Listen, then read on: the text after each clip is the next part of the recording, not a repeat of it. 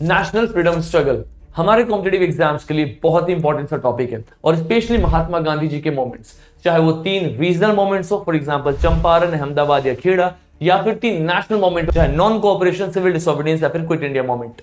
इन सभी मोमेंट्स में गांधी जी की एक आइडियोलॉजी कॉमन दिखाई देगी, that is struggle, truth, struggle.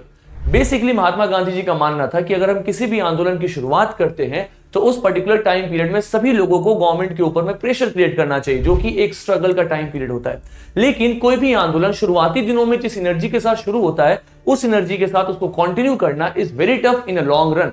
तो फिर एक टाइम पीरियड आता है जब उस आंदोलन को रोक दिया जाता है और लोग अपने लाइफ में, अपने नॉर्मल काम में लग जाते हैं। उस टाइम पीरियड को हम बोलते हैं truce, that is the time period of rest, जिस टाइम पीरियड में महात्मा गांधी और बाकी लीडर्स कंस्ट्रक्टिव वर्क में लग जाते हैं। फॉर एग्जांपल वुमेन इंपावरमेंट करना या फिर बैकवर्ड क्लासेस को अपलिफ्ट करना। जब उनको लगता है कि ऐसा टाइम पीरियड आ चुका है कि ब्रिटिश गवर्नमेंट के ऊपर में हमें फिर से प्रेशर क्रिएट करना चाहिए, तो फिर से स्ट्रगल यानी कि एक नए आंदोलन की शुरुआत होती है। और इसी मेथड को फॉलो करते हुए गांधी जी ने ब्रिटिशर्स के ऊपर में कंसिस्टेंटली कई डिकेड्स तक प्रेशर क्रिएट किया, जिसका रिजल्ट इंडिया इंडिपेंडेंस 1947 हमें देखने को मिलता है। तो आप सभी के लिए एक बहुत बेसिक सा क्वेश्चन है, फटाफट बताओ कमेंट बॉक्स में सत्याग्रह की विचारधारा महात्मा गांधी जी की क्या कहती है। और ऐसे इंटरेस्टिंग और इंफॉर्मेटिव कंटेंट जानने के लिए सब्सक्राइब द कोचिंग क्लासेस।